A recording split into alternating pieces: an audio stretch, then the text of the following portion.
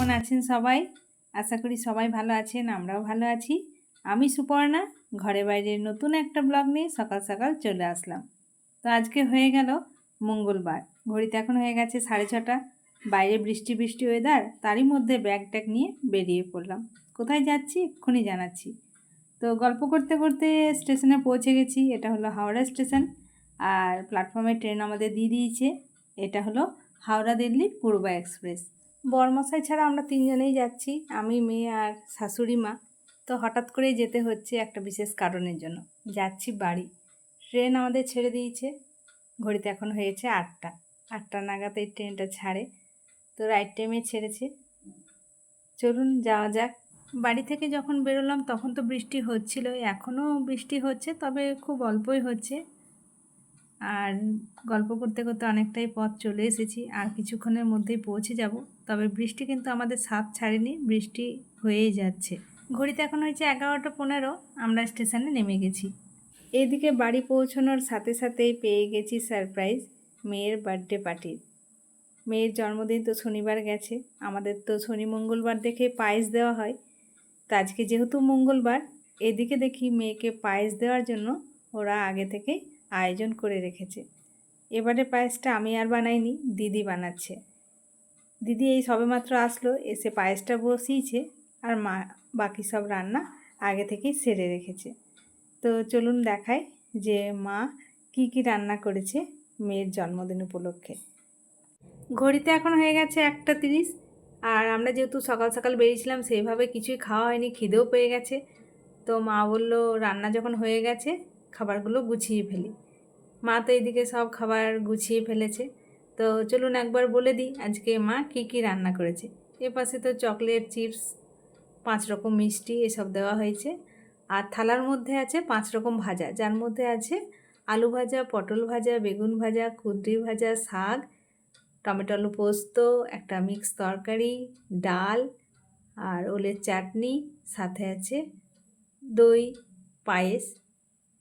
এই হচ্ছে আজকে লাঞ্চের মেনু। চলুন সবাই মিলে খাওয়া দাওয়াটা সেরে পরে আবার ফিরে আসছি। শুভ সন্ধ্যার শুভেচ্ছা জানাই সবাইকে। আজকে সন্ধেকালীন চায়ের আড্ডায় আমাদের আছে ব্রেড পকোড়া আর ফুচকা।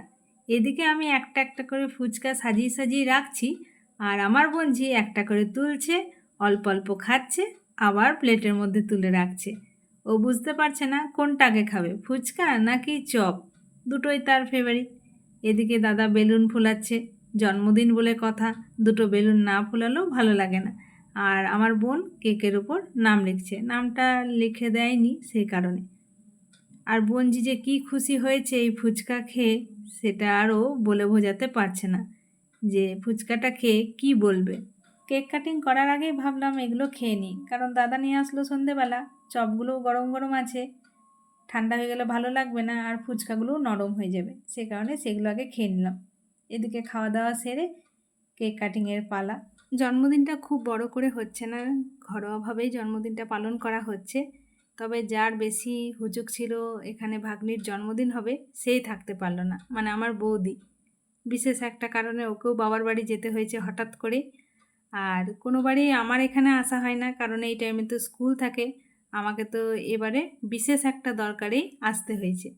তো যেহেতু আমাদের আগে থেকেই ঠিক করা ছিল যে আমরা এই টাইমে বাড়ি আসব, সে কারণে ওরা বাড়িতেই ঠিক করে রেখেছিল যে ওর জন্মদিন এবারে এখানেই হবে, এই করা হবে। কিন্তু ওই যে বলে কপালে যার যেটা লেখা থাকে সেটা তো হবেই। যে বেশি হুজুক করেছিল সেই থাকতে পারলো না। তবে সকাল থেকে অনেকবার ফোন করেছে, এই করবে ওই করবে, থাকতে না পারলেও সব সময় কিন্তু আমাদের সাথেই ছিল। তো যাই হোক, কেক কাটিং তো হয়ে গেছে। এদিকে এই যে নিজেরা দুজন খাবে না কেক, কিন্তু দিদিকে কেক খাইয়ে দেবে। রাতের রান্নাবান্নাও কমপ্লিট হয়ে গেছে, যেহেতু মা তাড়াতাড়ি খাবার খেয়েছেন সে কারণে মা দুপুরবেলায় রান্নাটা করে নিয়েছিল। আর দিদিও বাড়ি চলে যাবে এক্ষুনি খাওয়া দাওয়া করেই। বাইরে বৃষ্টি হচ্ছে, সে কারণে কেকটাও তাড়াতাড়ি কাটা হয়ে গেল। আর ওরা ডিনারটা এক্ষুনি করে নেবে, আমরা একটু পরে করব। তো চলুন আজকের মতো ব্লগটা এই পর্যন্তই রাখছি। আজকের এই ভিডিওটা আপনাদের কেমন লাগলো কমেন্টে জানাবেন, আর ভালো লেগে থাকলে একটা লাইক করবেন। আর আমার নতুন বন্ধুরা চ্যানেলটাকে সাবস্ক্রাইব করে দিয়ে আমার পাশে থাকবেন। আবারও খুব শীঘ্রই ফিরে আসবো নতুন একটা ব্লগ নিয়ে। আপনারা সবাই সুস্থ থাকবেন, ভালো থাকবেন, সাবধানে থাকবেন। দেখা হবে খুব শীঘ্রই পরের একটা ব্লগে। বাই।